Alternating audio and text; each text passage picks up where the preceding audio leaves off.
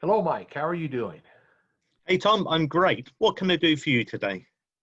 Well, I know that in this sample demo instance, this dispatch board we have up, we have just one client. Let's add a second client if we can. Is that okay? Sure, okay. I'll guide you through if you give me the client details, Tom. I'll give you the client details. Let's go ahead and show them where we go to add those details in. Okay, will do. Now, adding a new client, a bit like adding a new job, is one of the more popular things to do on the system, one of the more common things. So if we look up at the top of this screen, we've got a button specifically for doing that. So if I click on New Client, we will open up a screen which will turn around and allow us to put in the details for that new client. There we go. So, I mean, it's all a bit obvious from here, but let's start with the name of the client. Let's do a Playwright client. Let's call it Pine Grove Center. 3 words. Pine. Oh, you got to make them all one. No, you can space them there. Okay. No, I can space them. Yeah. In terms of things being put together or not, it's really only user IDs that have to be all in one go. Anything else we can put what we want. So there we go. We've got Pine Grove Center. What's and let's the come email up with address? a make-believe email address. Let's call it info123 ABC at. You're really trying to make sure this isn't just a guessed up email. We don't want this email going to someone that has it. Let's call it pinegrovecenter.com.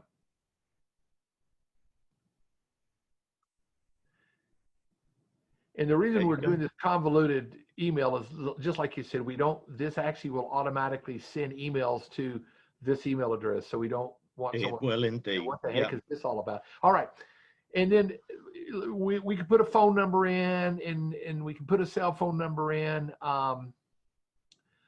Let's put the city as Littleton. Address. No, let's start with address. Excuse me.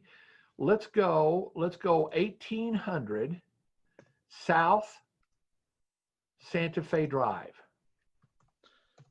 You're testing out my spelling here. Drive. Got it. Yep. Yeah, very good. And the city? Littleton, Littleton.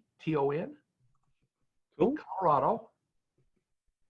Now we can put Colorado fully spelt, or of course you can just put CO if you prefer. All right. And then let's put a zip code of 80120. There you go. Now these things at the bottom, Tom, we can use later on if you want to start analyzing where your business came from. We can see, you know, they're not compulsory to put in, but was this word of mouth? Did this come from an event?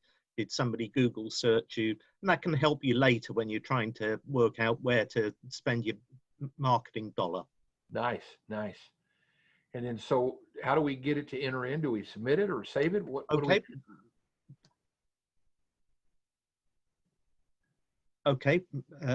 Sorry, I hit a bad button there, Tom. But to save it, we just see this button up here, the green Save Changes button. Yes. Just click on that, and that will save our new customer. Right, now when we've saved it, you will also see, and we probably don't want to put all of this in all in one go, we can have different addresses. So this may be an organization rather than an individual. So you could have different maintenance plans. You could have multiple contacts for the facilities manager, from individual managers in individual areas, equally with equipment, and so on and so on. So we have now created a customer. We're ready to go. Thank you, Mike. You're welcome, Tom.